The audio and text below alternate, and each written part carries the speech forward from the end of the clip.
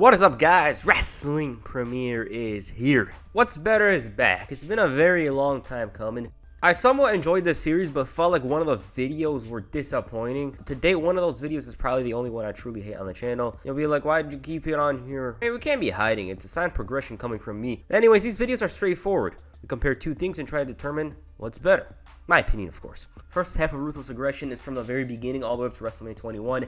Second half is from WrestleMania 21 up to July of 2008. That's how many people see it, including myself, so I decided to use that template for this video. Ruthless Aggression era was the era of change. You know, Rawk and Austin left. New stars come in. We all know how it is. The era was much different compared to the typical Crash TV style, the Attitude Era. You know, stories were a bit more grounded. The Attitude Era had The Undertaker hanging people and an adult film star, whereas the Ruthless Aggression, though, well, it featured a lot of the same. You had Katie, Vic, and HLA. So the more things change, the more they stay the same. But in general, when we look at it from a distance, it was certainly a lot less crazier, especially once you go past 2002. The era wasn't really acknowledged much by WWE in the past, but something changed. Nowadays, it's remembered fondly, although if you asked somebody that's not me, they might say differently. Personal experience, I have a bunch of memories from the second half more so. Edge being the best heel on the planet, Chavo Guerrero whacking Ray with a chair, and I still hate him for it. I'm still on the screw Chavo Guerrero train. There's just a bunch of memories from that time period. So right now, let's get to comparing. First up, the roster. In pro wrestling history, one of the things most remembered in eras is that time period's roster. The Golden Era was stacked as hell with a bunch of showmen, larger-than-life characters. The Attitude Era is often remembered for very outspoken guys. In the Ruthless Aggression era, well, in terms of WWE's eras, it's the most stacked roster, but here, we're comparing first and second half. The first half featured a who's who of wrestlers. At one point, the WWE had Stone Cold, The Rock, Hulk Hogan, Kurt Angle, Brock Lesnar, Kevin Nash, Triple H, Shawn Michaels, and that's not all. You know, I don't want to be redundant. That's in the main event scene. In the mid-card, there was Chris Jericho, Chris Benoit, Eddie Guerrero, Edge, Rey Mysterio, and that's without the new talent coming in like Batista and John Cena. Obviously, a couple of those guys left before 2005, but regardless, the first half was a little too stacked, especially during 2002 to 2003. This is, of course, in part due to the purchase of WCW and the inclusion of ECW wrestlers. It also made the games from that time period that much better. On the women's side, there was a few names such as Molly, Holly, and Victoria. The tag teams from this time were pretty notable. You had the World's Greatest Tag Team, Dudley Boys, APA for a bit, Evolution, decent names. The tag division wasn't as good as the Attitude Eras though, but compared to the second half, well, about to find out. The second half's roster, when I say it's compared to the first half, because the second half is still a huge ensemble of talent. At this point, John Cena and Batista are at the helm, with guys like Edge and Randy Orton not too far behind. Brock Lesnar and a couple of others were missing. Add to that Eddie Guerrero, Chris Jericho, and Kurt Angle were no longer on the roster as time went on. The mid-card was certainly weaker as well in comparison to the very early days of Ruthless Aggression. You had Carlito, Chris Masters, Shelton Benjamin, Mr. Kennedy, those guys. Towards the very end, the mid-card expanded to include the likes of CM Punk and Jeff Hardy, but regardless, I think we know who wins this round. The tag teams were less memorable around here. You know, Eminem was cool. There was Crime Time, Lance Cade and Trevor Murdoch, Lundrick, but there wasn't that level of importance in the tag division compared to the first half. Women's side also took a huge hit with Trish Stratus and Lita's departure, but the likes of Candice Michelle, Mickie James, and Beth Phoenix rose to the occasion. Overall, when we look at the roster of each half, it's clear what wins. At one point, the WWE's roster was probably the most stacked it had ever been, and that certainly wasn't during the second half. It is hard to compare rosters that change ever so often, but when we look at the years collectively, 2002 to 2005 wins. It's a no-brainer. Matter of fact, WWE near the end of this era started struggling with star power due to a few injuries. The first half wins it in the upper tier, mid-tier tag team, and of course the women's side. Next up, pay-per-views. I was initially going to compare both Raw and SmackDown of each half, but I figured that would be too hard, so here, we'll look at which half had the better pay-per-views. Highlights of 02 to 05 include a bunch. Vengeance 02, SummerSlam, Survivor Series 2002, WrestleMania 19, Vengeance 2003, Survivor Series. We can mention a lot more, but I think you guys get what I mean. Second half had Vengeance 2005, Survivor Series, No Way Out, WrestleMania 22, Unforgiven, Armageddon. Great selection on both sides, but I think this one is the easiest choice in the video. It's the first half. While 05 to 08 did feature some great, amazing, all-time pay-per-views, 2002 to 2005 was just so much better. And if we're talking about which had the worst pay-per-views, it's the second half. The second half featured the likes of December to Dismember. Add to that, a bunch of the shows were pretty average. 2002 alone in the first year of the brand split was so consistent, so damn good. The only time the second half in terms of pay-per-views was as consistent as that 2002 stretch is, in my opinion, around the very end. You know, there wasn't that many bad pay-per-views from late 07 to mid-2008. And if you're wondering what I think the best pay-per-view is, well, it's WrestleMania 19. Moving on from the pay-per-views, I figured we'd talk about the storylines. As I said earlier, compared to the Attitude Era, Ruthless Aggression was less outlandish, but That isn't saying much when you had Triple H having a mannequin, Vince McMahon constantly talking about semen, Kurt Angle doing whatever the hell he was doing to Booker T's wife. Like, what the hell's up with that? I say in this area, the worst of the worst is in the first half. You had Katie Vick, HLA, Al Wilson, and that's within the first year.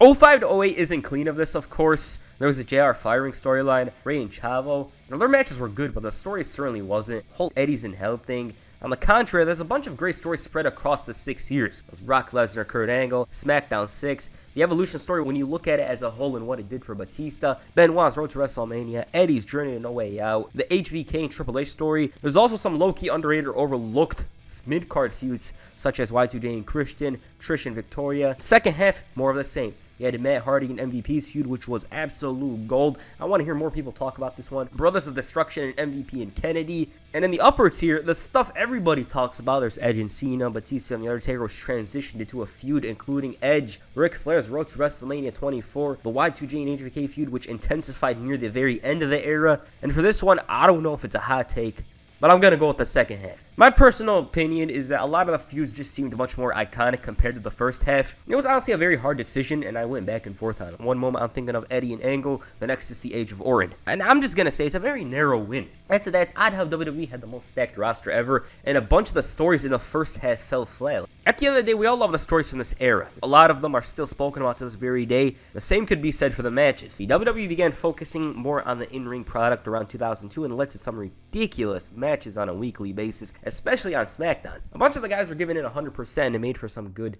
television. When comparing each half, it's simple. What side had more iconic matches? Often when watching something from this era of WWE, I tend to notice that around the era of Batista and John Cena, there was less great TV matches often. Even the pay-per-views were somewhat weaker in that area. First half, though, you couldn't go a month without a few must-watch matches. Let's say randomly, December 2003. That month featured Brock Lesnar and Chris Benoit in an epic thriller, and the following week it was a match with Rey Mysterio. And to close out the year, HBK in the Game had one of the greatest matches in Raw history, and those aren't good matches, they're matches that are really special. If we list a random month from the second half, like say February 2007, there's not much other than a good tag match between these four. It also helps that the first half had workhorses like Kurt Angle. Second half, Angle was gone, Benoit wasn't always wrestling, and there's a couple of reasons as to why the wrestling wasn't as good as it was in the second half. Coming to think about it, I also remember there was this report from 2004.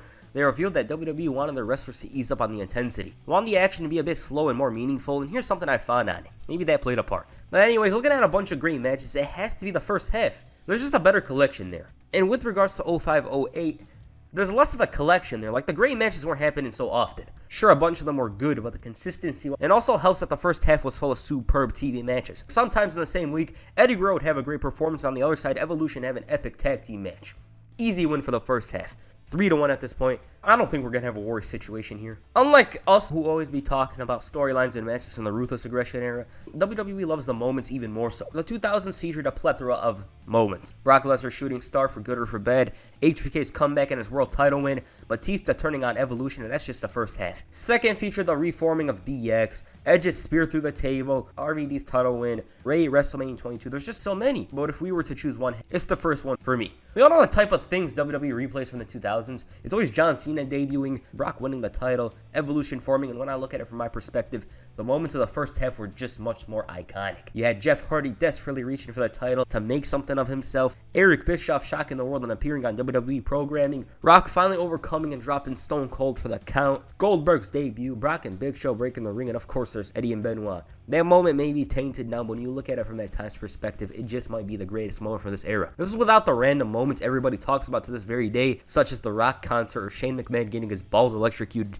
That ain't good, but it's certainly memorable. Before we look at the time as a whole, let's try to talk about the best stretch. Like the time period in this era where the shows, the pay-per-views were at their most consistent. This is where I struggled the most while making this video. It's very hard to say, but I found an answer. Like at one point, SmackDown was on fire while Raw had a cloud over it. And on the other side of things, Raw was great and SmackDown was kind of weird. But if I go with something, I'd say from Vengeance of 2002 all the way up to WrestleMania 19. Sure, Triple H was doing some weird stuff, and sure, some stories bombed. But there's good to be had on both shows. Like when people talk about Raw 2002 or 2003, they make it seem like it's 0 out of 10. That's not the case. The mid-card on Monday nights was pretty consistent. You had guys like Rock and Stone Cold having a final run. It wasn't all bad. And SmackDown, what's there to say? They were on a roll with those superb matches. Brock Lesnar was destroying any and everybody in sight regardless of size. And it's an easy answer to me. So the tally ends 5-1. I honestly thought it'd be closer, and I desperately scrambled for a tiebreaker. Turns out I was wrong. the end of the day, this is just my perspective, and to be honest, I prefer the second half more so than the first, regardless of the video. But as we see here, I feel the first beats it in nearly every area. Overall, Ruthless Aggression is finally remembered, for good and for bad, and this was a very interesting topic to me because you can notice the huge differences in each half. The way the shows were written, the matches themselves, and of course the entire roster. And making this video, it takes me back to that time where I was so invested in the matches and the stories. And I lived for wrestling at the time. Like, it didn't matter if it was toys, shirts, DVDs, games, everything. I had so much memorabilia and merch. When thinking about it, most of the stuff I had as a kid came from the Ruthless Aggression era in general. I felt like this time around I did a better job with who or what's better. And something was bugging me about that RVD and Jeff Hardy video that I stopped doing it all together. Other than that Shawn Michaels video, of course, but yeah, I thought it was a nice return. But anyways, I think the first half of Ruthless Aggression is better than the second half. It's as simple as that, and I know a bunch of you agree with me. Do you? Please comment down below. And that's it for this video. Make sure you hit the F5 on the like button and perhaps a Batista bomb on the subscribe button. Peace. I'm out.